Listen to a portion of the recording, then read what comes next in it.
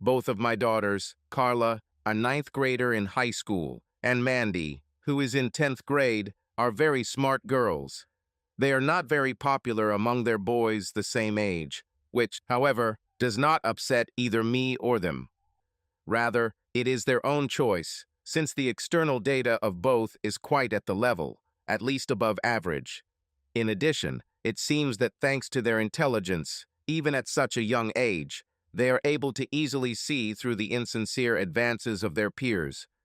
My wife and mother of the girls is Amanda. I know my opinion is biased, but she is still a very attractive lady, a fit, slender woman with a beautiful figure. We met at a summer party in the same youth group the year I graduated from college. She was working as a secretary at the time and had just experienced a failed romance. I'd been warned that getting into a relationship with a partner who was in the rebound stage after a recent breakup usually didn't lead to anything good, and Amanda and I actually had a few fights early on. It is true that there was no serious conversation between us about an exclusive relationship, but I was still hurt when I heard some time later that she was again dating Nick Monroe, her former beau. This set us back a few months, but we eventually sat down and talked, and things progressed between us as they should in a traditional relationship. Amanda never gave me any reason to doubt her loyalty. I, for my part, not only never cheated on her, but, in fact, I didn't even come close to doing so. To be honest, I've never been much of a ladies' man.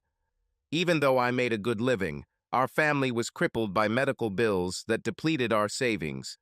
About 3 years ago, Amanda, while driving, lost control in icy conditions and caused an accident, collecting a pile of 5 cars. All 3 of my women were injured in that accident. With an annual deductible of $10,000 per person, broken bones and other injuries quickly depleted our finances.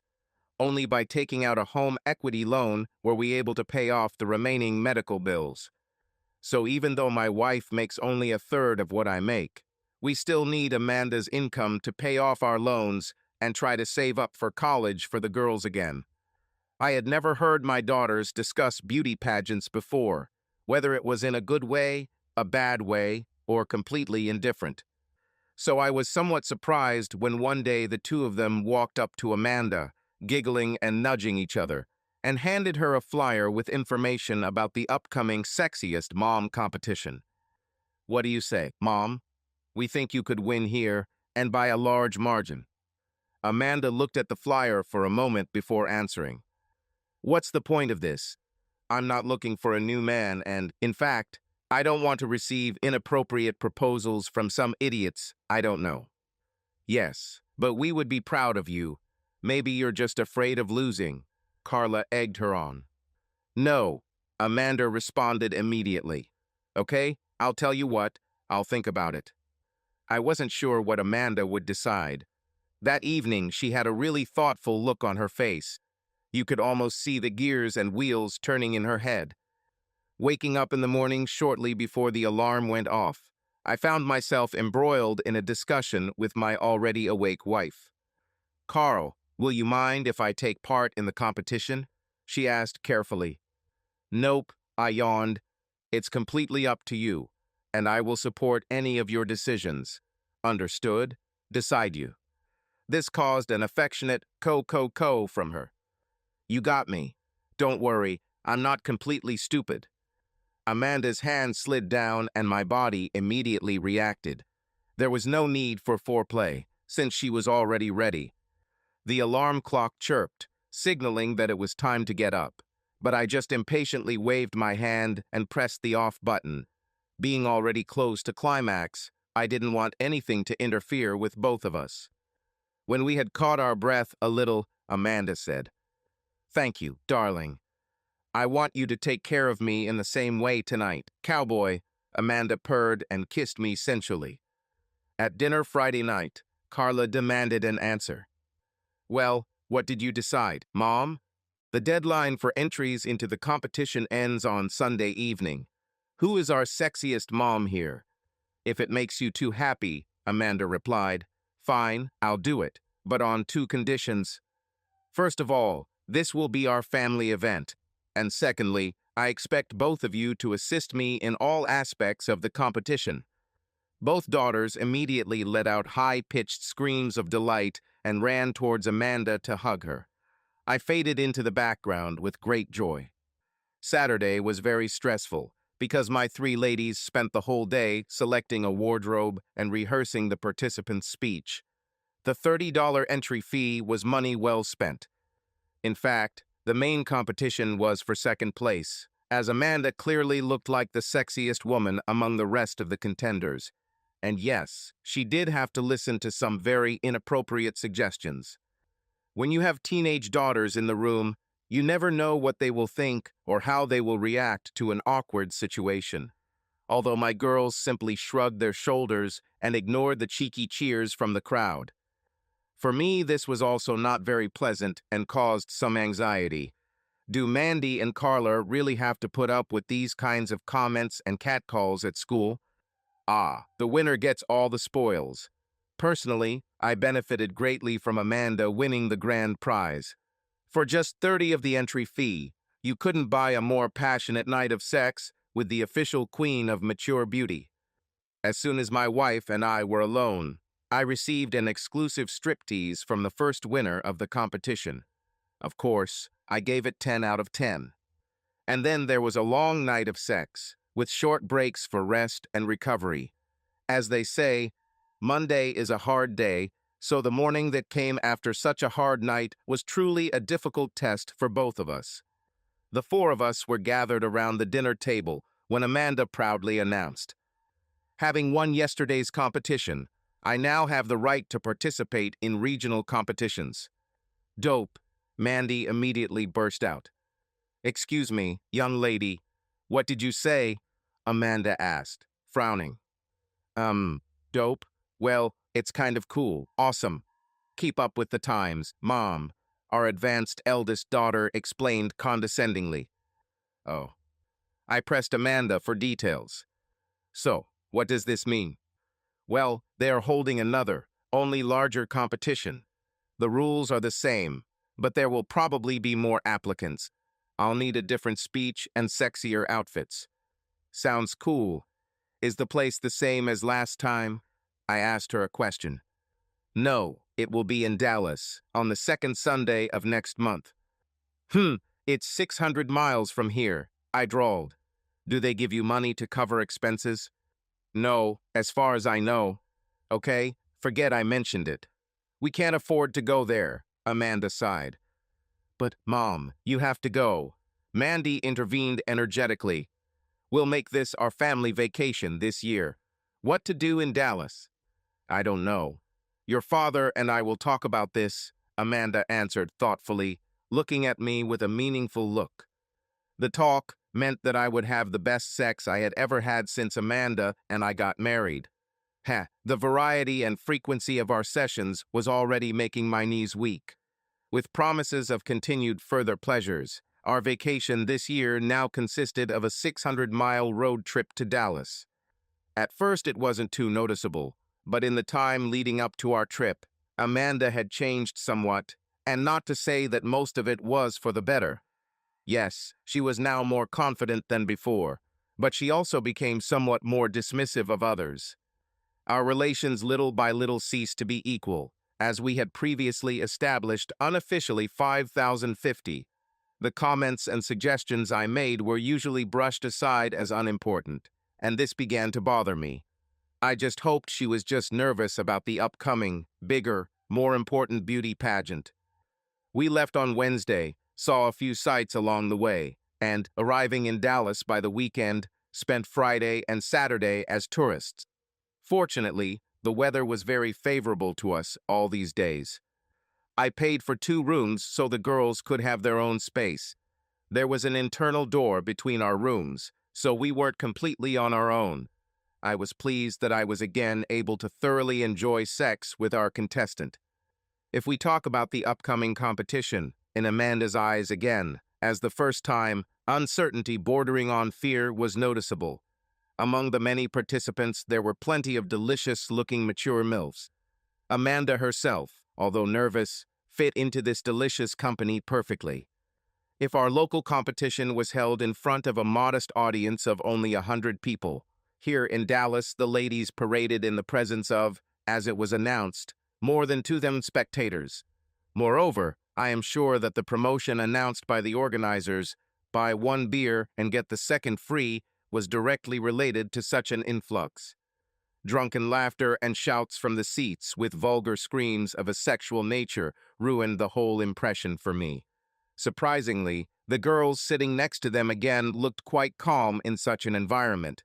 What the hell is going on in high school? Amanda's sparkling eyes when she was chosen as one of the 5 finalists lived up to all our hopes and lifted my spirits to the max. I knew what awaited me tonight and began to feel impatient in anticipation of mind-blowing sex. Then, they eliminated 2 more participants. I certainly hoped, but I didn't really believe that Amanda could win. One of the 3 remaining ladies looked and skillfully presented herself as if she were the most expensive escort on this planet. She was superbly built.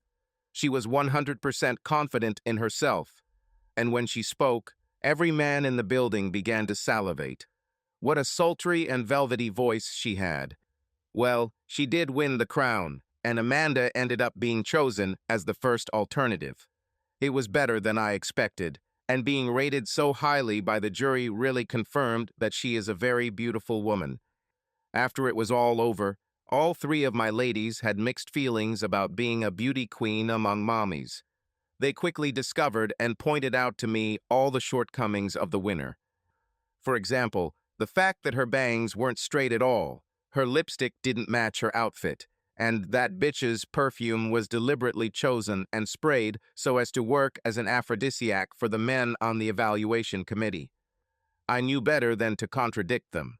Listening to their grumbling and teasing chatter during the 600-mile drive back home, I realized that this was a very special family bonding experience. Still, my $30 were well spent. Unfortunately, some things between us have ceased to have the appearance of restraint and tact. After the competition in Dallas, Amanda became overconfident and more ambitious, having caught some kind of star fever virus. Her way or the highway, it seemed that this was the motto that guided her from now on. My comments and suggestions no longer had the same meaning for her and were thrown aside as not worthy of attention. Something about finding Amanda in the spotlight and the center of everyone's admiration changed her, and not for the better. After 6 weeks, my marriage began to fall apart. One not-so-great day at the dinner table, Amanda announced, "Guess who was invited to the National Beauty Contest?" Carla was the first to react. "But you finished second." "No, I took the first alternative place." Mrs. Z, escort, refused to participate, and now I will go to her place. She smiled widely and seemed to glow, announcing this news to us. All 3 of us congratulated Amanda. Mandy demanded to know all the details. "When and where, Mom?" "Well, this could be a problem." She hesitated a little. "The competition will take place in Hawaii in 3 weeks. I stated the obvious. "Well, you'll have to refuse. We don't have that kind of money now. It's a pity." "I thought so too, but someone offered to pay my expenses," she hastened to interject. Was it just me, or did her voice change a little at these words? "Wow, really, Mom? For all 4 of us?" "Well, no, just for me," she muttered, looking away. Mandy didn't like her mother's statement too much. "Mom, it was a matter for everyone families. If you are traveling alone, then this is no longer a family event. Refuse them." The further conversation did not last long and did not lead to anything, so the house quickly became cold. We didn't talk about anything else that evening, and the girls disappeared into their rooms. Even a long sleep did not ease the tension that arose. The next evening, at dinner, Mandy brought up the topic again. "So you refused them, Mom?" "I haven't done anything yet. I'm still thinking." "What should we think about?" I intervened. "This used to be our family event, and the fact that now you are going to go alone was not part of our plans. And by the way, who agreed to pay for you?" "A local businessman, Amanda answered very reluctantly after a long pause. Don't dodge. Who agreed to pay for you? I raised my voice. Can we talk about this later? She frowned, still trying not to look me straight in the eye. I'm already starting to boil. No, enough omissions. Amanda, who agreed to pay for you? Nick Monroe, she finally squeezed out. So, this is your first love. Nick Monroe, are you planning to go to Hawaii with your ex-boyfriend? Well, isn't that wonderful? My voice oozed with poisonous sarcasm. Carla entered the argument. It's like a date, Mom. Weekend date. Married women don't go on dates. Amanda jumped out of her chair, almost screaming, her face red and distorted. This not date. He just pays for my airfare and hotel room. I blurted out. You're not going anywhere. Case is closed. And with that all, after glaring at me with a furious look, Amanda turned savagely and rushed into our bedroom, probably to emphasize her attitude towards the conversation and towards all of us. She slammed the bedroom door with a bang. Mandy said quietly, This is wrong, Dad. Don't let her leave. Do you think she's already met secretly with this? Nick? My stomach twisted and ached. Oh shit, is she really? I didn't even want to think about it. Rightly or wrongly, I knew I would have to bring up this particular topic when Amanda and I were alone. That night my bedroom door remained locked. I slept on the sofa in the living room. Both girls were busy with school work, so the next evening when I returned from work, only Amanda greeted me at home. Carl, no matter what you think, this is not a date. I'm going to Hawaii, she said first. With Nick? I don't know whether he will go or not. It doesn't matter at all. I'm just riding like a contestant. Clear. So now you are lying about something you know very well. I think this tells me where our marriage is at. How long have you and Nick been back together? What, oh, she bulged her eyes. But this is a simple question. You, damn it, know very well that he is also coming.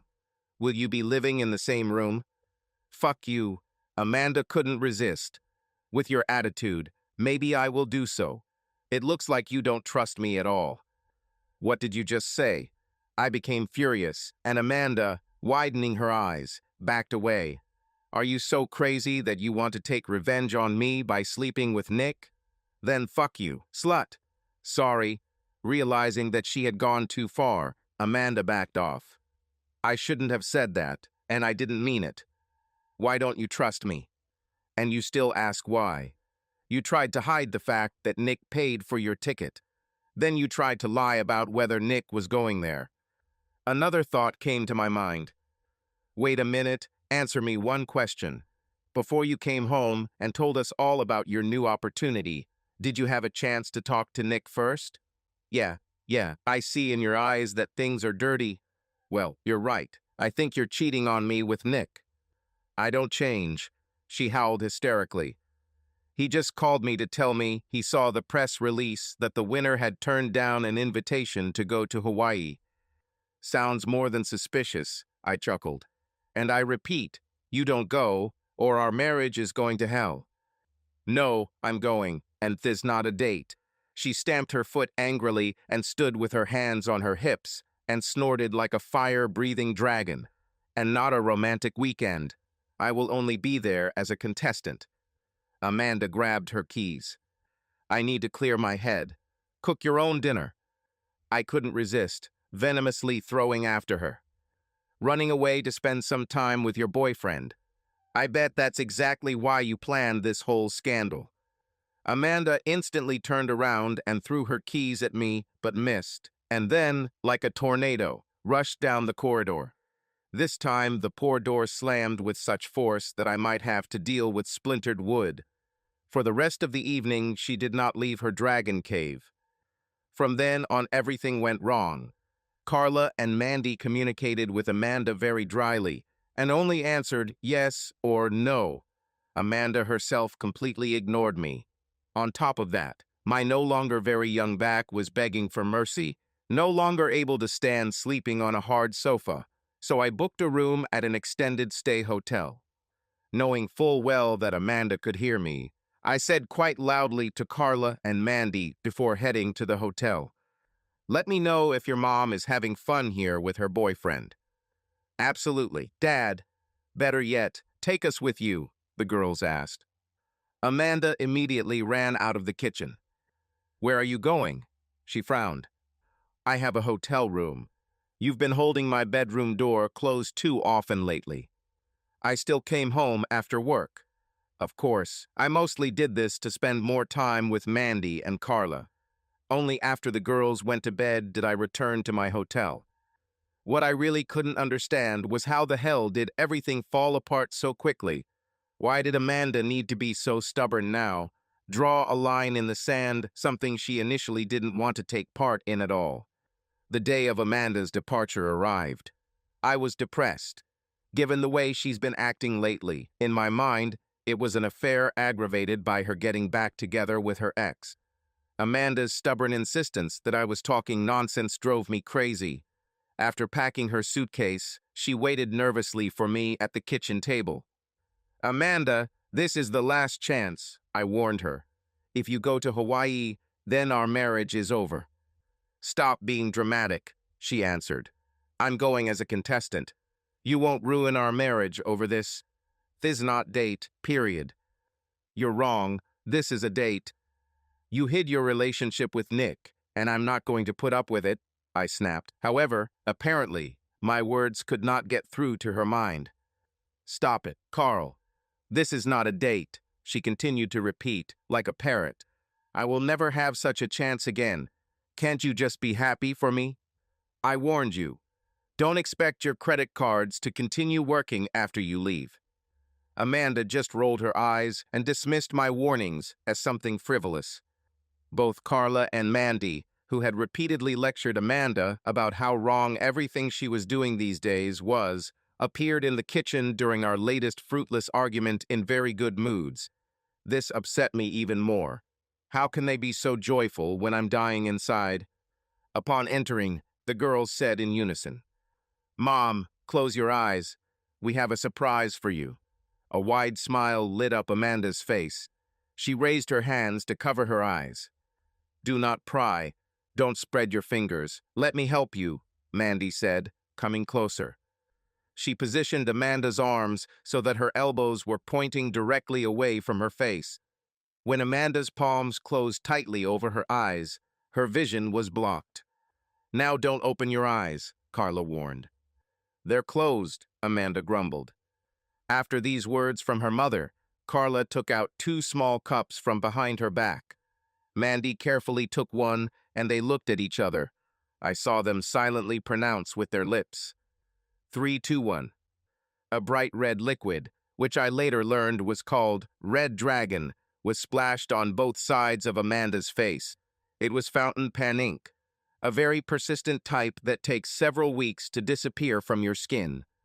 As the liquid splashed onto her face, Amanda screamed, "What damn?" In response, Mandy shouted to her dumbfounded mother, "Wives don't go on dates. If you've ever seen a raccoon, you can imagine this picture." This dazed raccoon had a very red face, equally bright fists, and a light stripe along its eyes. Amanda's hair was disheveled and also stained with red blotches. The raccoon looked at his fists incredulously and winced comically, his mouth open. There was a tense silence in the kitchen. I couldn't help it. I started laughing and couldn't stop. Carla and Mandy, unsure of how I would react, were relieved and joined me in laughing and pointing. As soon as Amanda saw her purple hands, she felt that her chances of winning the competition were rapidly diminishing. She rushed past us, rushing into the bathroom, and the wild scream that Amanda made when she saw herself in the mirror is something I will not soon forget. We were still giggling as we followed her towards the bathroom when Amanda emerged a short time later and gave us a scathing look. Without saying a word, she rushed down the corridor and slammed the long-suffering door of our bedroom again. When Nick arrives later that evening, he rang the doorbell, but none of us answered. "Amanda, your boyfriend is here. I knocked on the bedroom door just in case and called out to her. I received no response and the bedroom door was still locked. The incessant entry ringing and then the loud knocking after a few minutes became unbearable. Swinging open the front door and leaving the outer screen door bolted, I addressed this asshole. "Sorry, Nick. Looks like she's changed her mind." Nick's smug expression quickly disappeared, and he reached for his phone. The raccoon's sponsor tried to call Amanda's cell phone, but it was in her purse, next to her suitcase in the hallway, so all his trills led to nothing. I hope Monroe spent a fortune booking a non-refundable hotel. After Nick finally left, I assessed the damage. First, you will have to replace the carpet in the kitchen. No big deal, because I wanted to switch to laminate anyway. A path of red drops led me from the kitchen to the bathroom. Sue will also have to replace the carpet in the hallway. The right bathroom set wasn't right anymore. However, replacing it will be quite cheap. Several towels lying in the laundry basket were smeared with red. The only thing that was missing was that no one had time to photograph the actual moment of the attack or Amanda's face immediately after it. "Come on, girls, let's go have some ice cream," I suggested to Mandy and Carla, and they happily agreed to take a walk.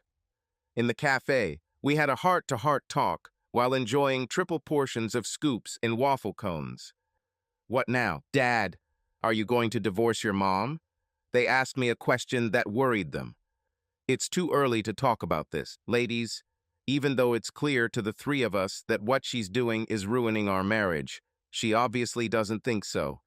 At the very least, we probably need some time away from each other. Maybe I'll have to formalize separation and then go through several consultations." Sighing, I described the current situation and my attitude to the problem. "Please, Dad, don't make us stay with her." Mandy's fears were not in vain. "I wouldn't like to see what kind of revenge she has prepared for us." We brought home a large pizza for dinner. Amanda's portion remained untouched. If she ever left the locked bedroom, it was only when we were not around, and her purse and suitcase were still standing by the door. Even though I still had a paid hotel room, I slept on the large couch in the living room that first night. That being said, I was genuinely concerned for the safety of Carla and Mandy. However, nothing else extraordinary happened, and for the entire Saturday day, we never saw Amanda or heard anything from her. I spent Saturday night in my hotel room. Hell, buying a new couch would probably cost me less than staying in this hotel. When we returned from Sunday brunch, we discovered that Amanda's purse was missing, but her car was still in the garage. I didn't immediately understand why, but after I received a text from Amanda, I understood why she only grabbed her purse. "Are you leaving me?" she wrote. "It's too early to tell. When will we see you again?" I answered her. "I extended my leave from work. Now I look absolutely disgusting. Read the next sour message. The longer you avoid me, the more likely it is that I will divorce you." My SMS warning flew towards the bedroom. After that, I heard the lock click and the bedroom door slowly open. We didn't need a photo of the moment it all happened. The scarlet raccoon is back. All I could do was not laugh, which, to be honest, I managed with great difficulty. Although our girls, peeking out from behind me, were not stopped from commenting by Amanda's very funny appearance. "Cool view, Mom." Mandy jumped joyfully. "I love what you did with your eyelashes," Carla added, giggling. "Girls, leave your mom alone," I demanded. Pointing to the bedroom, Amanda said to me, "Can we talk? Alone?" As soon as the door closed, her quiet voice was heard. "We had a good marriage, didn't we?" "That's exactly what I thought, although it was probably naive," I answered just as quietly. "Did you take your phone to keep in touch with your boyfriend?" "He's not my boyfriend," she snapped, after which she took a deep breath and pulled herself together. "Okay, I was stupid. Look what he sent me and how I answered him." Amanda took her phone, unlocked it, and showed me the messages. "Nick, it's a shame you changed your mind. Hawaii is so romantic. I think we could make up for lost time. Call me sometime. Amanda. We would not become catch up. I was going to a beauty contest. Nothing another. I never want to hear from you again. I checked the phone log of her calls and text messages. All I found was a single call to her boss's work number. All recent text messages were addressed to me or were replies to Nick's SMS. Maybe there is still hope for us. Perhaps this is just a ploy to catch me off guard, I continued incredulously. You probably kept in touch with him. If you really cared about our marriage, you would have told me about his contact with you. Unless, of course, you were the one who contacted him first. Where are the calls and text messages you exchanged? I, without thinking, I deleted them all. I was so angry with myself. Amanda justified herself. I just wanted this to end quickly. Now that you asked about it, I realize I had to share it with you. Sorry. I don't have any boyfriends. And there are no lovers either. He contacted me and I screwed up, okay? I'm sorry. Please don't leave me. Pleading notes appeared in her voice, and she sniffled every now and then. I didn't know what to answer. Silently, I gave Amanda her phone back. With worried eyes, she leaned towards me. Are you going to sleep in our bedroom tonight? No. We need some time away from each other.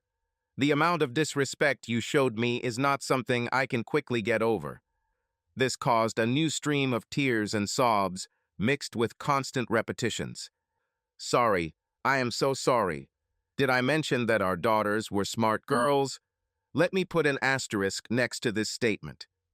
While we were talking, Mandy and Carla printed out several advertisements from people who needed clowns for children's birthday parties. After they slipped those sheets under the bedroom door, it was the first time I saw Amanda so furious. The tears instantly stopped, and she, like a rocket, launched from the bed before jumping out the door like an angry fury. Ladies, I'm still your mother, and I can make your life a living hell. Get out of here. Shocked, both daughters disappeared around the corner with a high-pitched squeal, and after a little stomping down the hallway, the sound of their bedroom doors slamming was heard. Left alone, I grinned. I think the lesson was learned by all parties. Later, in the afternoon, Amanda went down to the kitchen and, as if nothing had happened, began preparing dinner. Carla and Mandy disappeared into their shared bathroom. I laughed when I saw them appear again. The girls used cosmetics and makeup to give themselves the appearance of raccoons. Staying a safe distance out of Amanda's line of sight as she busied herself with cooking, Mandy called out from the hallway. Hey, Mom. You know how people support those who are going through chemotherapy and losing their hair? Well, they shave their own hair. What are you thinking now? My striped raccoon daughters appeared on the threshold of the kitchen, smiling uncertainty and looking warily at their mother, waiting for her reaction and ready, if anything happened, to run away again. When Amanda turned around, her expression changed from shock, first to anger and then to laughter. The relieved daughters, with raccoon faces, giggling, jumped around their mother. The group hugs smeared our girls' makeup all over their faces. Maybe there is still hope for us. Amanda couldn't get more time off, so she quit her previous job. It took a month before she felt confident enough to go out in public without looking like a painted monster. Her replacement at her old company didn't do a very good job, so Amanda was asked to return to her old position. We continued to pay off our loans and began to slowly accumulate new savings. After 2 sessions of marriage counseling, I returned home. Amanda was convinced that she personally needed more individual counseling. Little by little, the thoughts and opinions I expressed began to matter to her again. It will take some time, but I think in the foreseeable future we will succeed. The results of a national competition held in Hawaii were published online. While I personally think Amanda is an absolute delight, the 5 finalists in the competition were in a completely different league. Let's just say that some of them are strategically super-enhanced mommies. Carla and Mandy whispered to me in confidence that Amanda would not have been a finalist anyway, Even they saw the difference between Amanda and those beauties. The payback can sometimes be quite harsh. Sometime after these events, Mandy promised one very shy boy that she would go with him to the prom. This happened a few weeks before she returned home from college, and by the time it was time to go to the event, she had completely forgotten about it. When Mandy got dressed up on the big day and was getting ready to leave the house arm in arm with another guy, her backup option, Amanda snuck up behind her and poured a glass of molasses on her head. It ruined Mandy's hair, makeup, and dress. "Mama!" The shocked daughter squealed in despair, frozen in place with her arms outstretched and the sweet mass flowing down. "Didn't my fiasco teach you anything?" The angry mother attacked her. "If you gave your word, then hold him." Mandy cried nonstop all weekend. Out of self-preservation, we all kept a respectful distance from her. Carla knows that her own graduation is approaching, and she is very worried about it. The new carpet in the entryway and laminate flooring in the kitchen look great, and I'm still wondering if I should give Amanda the stuffed raccoon I bought for her for Christmas. Subscribe to our channel so that your second chaff doesn't cheat on you, and go ahead and listen to the next story, because this story is nothing compared to the next one.